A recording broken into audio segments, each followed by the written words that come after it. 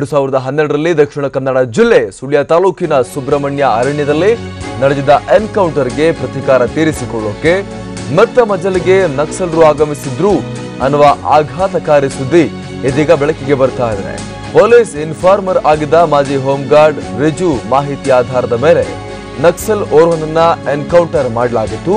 ಈ ಹಿನ್ನೆಲೆಯಲ್ಲಿ ರಿಜುನನ್ನ ಹುಡುಕಿಕೊಂಡು ನಕ್ಸಲರು ಬಂದಿದ್ರು ಅಂತ ಹೇಳಲಾಗ್ತಾ ಇದೆ. ರಿಜು ಬಗ್ಗೆ ಸ್ಥಳೀಯ ಸುರೇಶ್ ಎಂಬಾತನ ಬಳಿ ಮಾಹಿತಿಯನ್ನ ಕೇಳಿದ್ರು. ಈ ಬಗ್ಗೆ ಸುರೇಶ್ ಪೊಲೀಸರಿಗೆ ಮಾಹಿತಿ ಕೊಟ್ಟಿದ್ದಾರೆ ಅಂತ ಹೇಳಲಾಗ್ತಾ ಇದೆ. ಪೊಲೀಸ್ ಇನ್ಫಾರ್ಮರ್ ರಿಜು ಹತ್ಯೆ ಮಾಡೋಕೆ ನಕ್ಸಲರು ಮಿತ್ತ ಮಜಲಿಗೆ ಆಗಮಿಸಿದ್ದಾರೆ ಎನ್ನುವಂತಹ ರಹಸ್ಯ ಬಯಲಾಗಿದ್ದು ನಕ್ಸಲರಿಗಾಗಿ ಈಗ ಕೂಂಬಿಂಗ್ ಆರಂಭ ಆಗಿದೆ. ನಕ್ಸಲರನ್ನ ಹೆಡೆಮುರಿ ಕಟ್ಟೋಕೆ ಈಗ ಆಂಟಿ ನಕ್ಸಲ್ ಫೋರ್ಸ್ನವರು ಅಂದ್ರೆ ನಕ್ಸಲ್ ನಿಗ್ರಹ ಪಡೆಯವರು ಈಗ ತೀವ್ರ ಕಾರ್ಯಾಚರಣೆಯನ್ನ ಆರಂಭ ಮಾಡಿದ್ದಾರೆ. ಸುಬ್ರಹ್ಮಣ್ಯ ಎನ್ಕೌಂಟರ್ಗೆ ಪ್ರತೀಕಾರವಾಗಿ ಈ ಹತ್ಯೆ ನಡೆಸೋಕೆ ರಿಜುನನ್ನ ಕೊಂದು ಹಾಕೋಕೆ ನಕ್ಸಲರು ಬಂದಿದ್ರು ಅನ್ನುವಂತಹ ಮಾಹಿತಿ ಈಗ ರೆಡಿ ಆಗ್ತಾ ಇದೆ. ಪೊಲೀಸ್ ಇನ್ಫಾರ್ಮರ್ ಅನ್ನ ಕೊಂದು ಸೇಡನ್ನ ತೀರಿಸಿಕೊಳ್ಳೋದು, ಹಾಗೆ ಯಾರೆಲ್ಲ ಈ ರೀತಿ ಪೊಲೀಸ್ಗೆ ಇನ್ಫಾರ್ಮ್ ಮಾಡೋರಿದ್ದಾರೆ ಅವರೆಲ್ಲರನ್ನ ಕೂಡ ಬೆಚ್ಚಿ ಬೀಳಿಸುವುದು ಇವರ ಉದ್ದೇಶ ಆಗಿತ್ತು ಅನ್ನುವಂತಹ ಮಾಹಿತಿ ಈಗ ಲಭ್ಯವಾಗ್ತಾ ಇದೆ. ಹೀಗಾಗಿ ಆಲ್ರೆಡಿ ಇವರು ಇಲ್ಲಿ ಓಡಾಡ್ತಾ ಇದ್ರು ಅನ್ನುವಂತಹ ಮಾಹಿತಿಯ ಹಿನ್ನೆಲೆಯಲ್ಲಿ ಕಂಪ್ಲೀಟ್ಲಿ ಈಗ ANF ಕಡೆಯಿಂದ ಕೂಂಬಿಂಗ್ ಕಾರ್ಯಾಚರಣೆಯನ್ನ ನಡೆಸಲಾಗ್ತಾ ಇದೆ.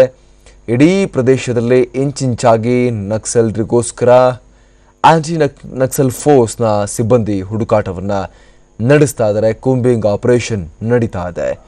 ಶಿರಾಡಿಯಲ್ಲಿ ಪ್ರತ್ಯಕ್ಷರಾಗಿದ್ರು ನಕ್ಸಲರ ಟೀಮ್ ಅಲ್ಲಿ ಓಡಾಡ್ತಾ ಇದ್ದು ಬೆಳಕಿಗೆ ಬಂದಿತ್ತು. ಹೀಗಾಗಿ ಇವರನ್ನ ಕೂಂಬಿಂಗ್ ಮಾಡಿ ಇವರನ್ನ ಪತ್ತೆ ಹಚ್ಚುವ ಕೆಲಸವನ್ನ ಈಗ ಆಂಟಿ ನಕ್ಸಲ್ ಫೋರ್ಸ್ನವರು ಮಾಡ್ತಾ ಇದ್ದಾರೆ. ಬಂದು ಈ ನಕ್ಸಲರು ರಿಜು ಬಗ್ಗೆ ಮಾಹಿತಿಯನ್ನ ಕೇಳಿದ್ರು. ಹೀಗಾಗಿ ರಿಜುಗೆ ಈಗ ಪ್ರಾಣಭೀತಿ ಕಾಡ್ತಾ ಇದೆ. ಸ್ಥಳೀಯರ ಬಳಿ ಬಂದು ರಿಜುವಿನ ಇರುವಿಕೆಯ ಬಗ್ಗೆ ಮಾಹಿತಿಯನ್ನು ಕಲೆ ಹಾಕಿದ್ರು. ಕೂಡಲೇ ಅನುಮಾನ ಬಂದಂತಹ ಸ್ಥಳೀಯರು ಪೊಲೀಸರಿಗೆ ಮಾಹಿತಿಯನ್ನು ಕೊಟ್ಟಿದ್ರು. ಹೀಗಾಗಿ ಈಗ ನಕ್ಸಲ್ ನಿಗ್ರಹ ಪಡೆಯ ಸಿಬ್ಬಂದಿ ಈ ನಕ್ಸಲರಿಗೋಸ್ಕರ ಏನು ಈ ಶಿರಾಡಿ ಬಳಿ ಓಡಾಡ್ತಿದ್ದಂತಹ ಈ ನಕ್ಸಲ್ ಪಡೆಗೋಸ್ಕರ ಕೂಂಬಿಂಗ್ ಆಪರೇಷನ್ ಈಗ ನಡೆಸ್ತಾ ಇದ್ದಾರೆ.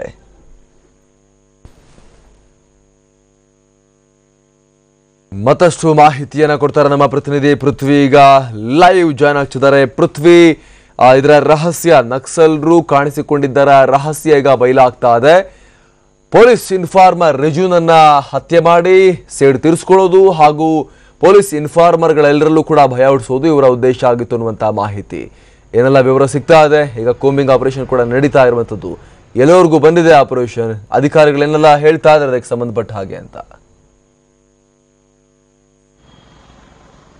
ಅಮರ್ ಪ್ರಸಾದ್, ಇಲ್ಲಿ ಏನು ನಕ್ಸಲರು ಬಂದಿದ್ದಾರೆ ಅಂತ ಹೇಳಿ ಒಂದು ಶಂಕೆಯನ್ನು ವ್ಯಕ್ತಪಡಿಸಲಾಗಿತ್ತು. ಸೊ ಇದೀಗ ನಕ್ಸಲರೇ ಬಂದಿದ್ದು ಅಂತ ಹೇಳಿ ಈಗ ಪೊಲೀಸ್ ಮೂಲಗಳು ಕೂಡ ಖಚಿತಪಡಿಸಿರುವಂತದ್ದು.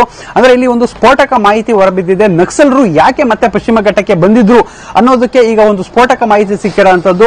2012ರಲ್ಲಿ ಕುಕ್ಕೆ ಸುಬ್ರಹ್ಮಣ್ಯ ಬಳಿ ಇರುವಂತಹ ಬಿಸ್ಲೆ ಫಾರೆಸ್ಟ್ ನಲ್ಲಿ ಏನು ಒಂದು ಎನ್ಕೌಂಟರ್ ನಡೆದಿತ್ತು. ಎನ್ಕೌಂಟರ್ ಅಲ್ಲಿ ರಾಯಚೂರು ಮೂಲದ ವ್ಯಕ್ತಿ ನಕ್ಸಲ್ ವ್ಯಕ್ತಿಯನ್ನ ಎನ್ಕೌಂಟರ್ ಮಾಡಿ ಸಾಯಿಸಲಾಗಿತ್ತು. ಸೊ ಅದಕ್ಕೆ ಪ್ರತಿಕಾರಕ್ಕಾಗಿ ಈಗ ಇಲ್ಲಿಗೆ ನಕ್ಸಲರು ಎಂಟ್ರಿ ಆಗಿದ್ದರ ಬಗ್ಗೆ ಅವರೇ ಸ್ವತಃ ಹೇಳ್ಕೊಂಡಿರುವಂತದ್ದು ಈಗ ಸ್ಫೋಟಕ ಮಾಹಿತಿ ಸಿಕ್ಕಿರುವಂತದ್ದು.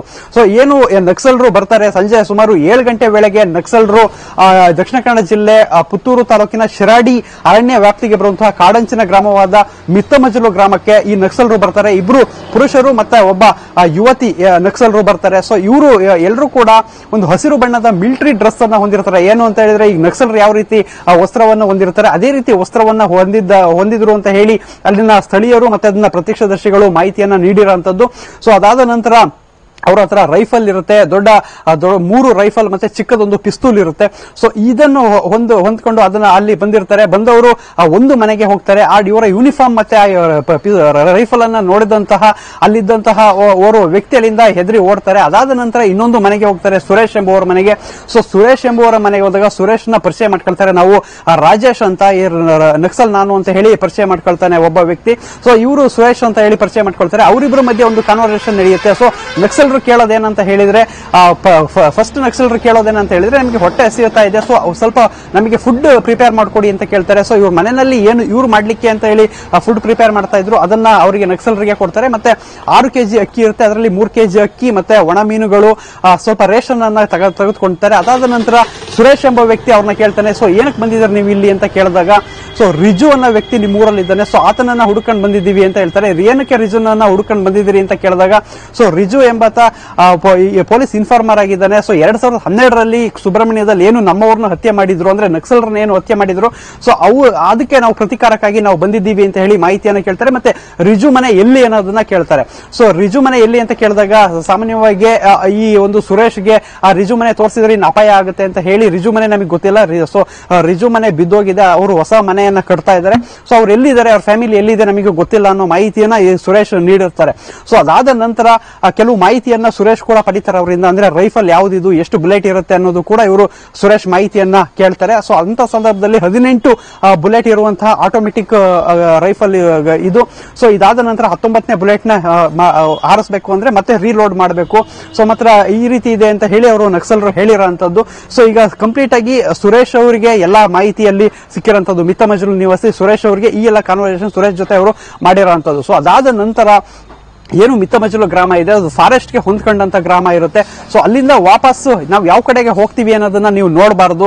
ಸೊ ನೋಡಿದ್ರೆ ನಾವು ಶೂಟ್ ಮಾಡಬೇಕಾಗುತ್ತೆ. ನಾವು ಪೊಲೀಸ್ ರೀತಿ ಫೇಕ್ ಎನ್ಕೌಂಟರ್ ಎಲ್ಲ ಮಾಡೋದಿಲ್ಲ, ನಾವು ಯಾವುದೇ ರೀತಿ ತೊಂದರೆ ಕೊಡೋದಿಲ್ಲ ಅಮಾಯಕರಿಗೆ. ಸೊ ನಾವು ಹೋಗೋದನ್ನ ನೋಡಬೇಡಿ ಅಂತ ಹೇಳಿದ್ರೆ, ಅದೇ ರೀತಿ ಇವರು ಕೆಳಗಡೆವರೆಗೂ ಬಿಟ್ಕೊಟ್ಟು ಬಂದಿದ್ದಾರೆ. ಅಂದ್ರೆ ಫಾರೆಸ್ಟ್, ಆ ಊರಿಂದ ಫಾರೆಸ್ಟ್ ಗೆ ಯಾವ ಕಡೆ ಹೋಗೋದು ಅಂತ ಕೇಳಿದ್ರೆ ಅಲ್ಲಿವರೆಗೂ ಬಿಟ್ಕೊಟ್ಟಿದ್ದಾರೆ. ಅದಾದ ನಂತರ ನೀವು ವಾಪಸ್ ತಿರುಗಿ ಹೋಗಿ ಅಂತ ಹೇಳಿ ಸುರೇಶ್ ಕೇಳಿದ್ದಾರೆ.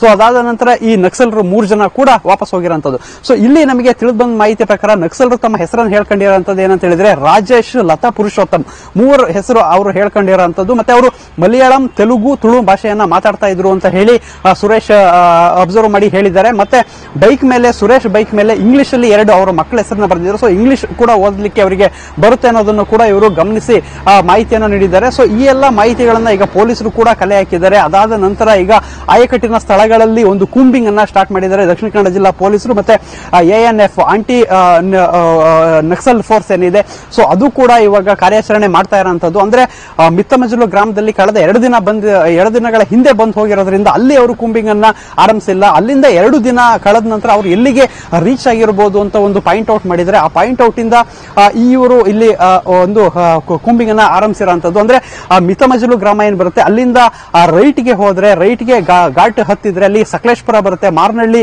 ಗ್ರಾಮದಲ್ಲಿ ಏನು ದಟ್ಟಾರಣ್ಯ ಇದೆ ಅಲ್ಲಿಗೆ ರೀಚ್ ಆಗುವಂತ ಚಾನ್ಸಸ್ ಇರುತ್ತೆ. ಸೊ ಅಲ್ಲಿ ಕೂಂಬಿಂಗ್ ಅನ್ನ ಇವರು ಕಂಟಿನ್ಯೂ ಆರಂಭಿಸಿರೋಂಥದ್ದು. ಮತ್ತೆ ಅದರ ಎಡಭಾಗಕ್ಕೆ ಹೋದ್ರೆ ಬೆಳ್ತಂಗಡಿ ಮತ್ತೆ ಹಲವು ದಕ್ಷಿಣ ಕನ್ನಡ ಜಿಲ್ಲೆಗೆ ವ್ಯಾಪ್ತಿಗೆ ಒಳಪಡುವಂತಹ ಅರಣ್ಯ ಪ್ರದೇಶಗಳು ಬರುತ್ತೆ.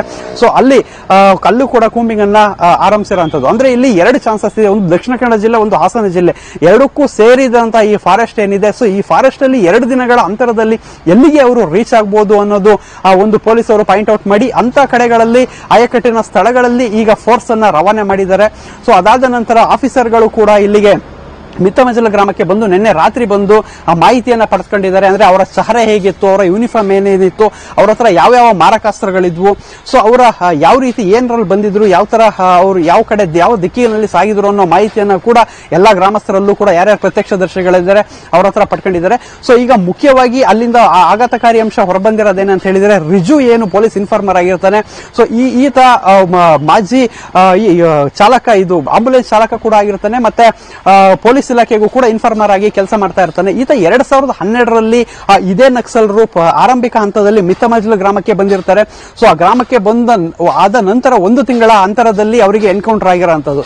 ಸೊ ಇಲ್ಲಿಗೆ ಬಂದಂತಹ ವೇಳೆ ಈತನೇ ಒಂದು ಪೊಲೀಸರಿಗೆ ಇನ್ಫಾರ್ಮ್ ಕೊಟ್ಟಿರ್ತಾನೆ. ಸೊ ಆ ಇನ್ಫಾರ್ಮೇಶನ್ ಆಧರಿಸಿ ಎನ್ಕೌಂಟರ್ ಆಗಿದೆ ಅಂತ ಹೇಳಿ ಆ ಒಂದು ಪ್ರತಿಕಾರಕ್ಕಾಗಿ ಬಂದಿದ್ದಾಗಿ ಅವ್ರು ಹೇಳಿದ್ದಾರೆ.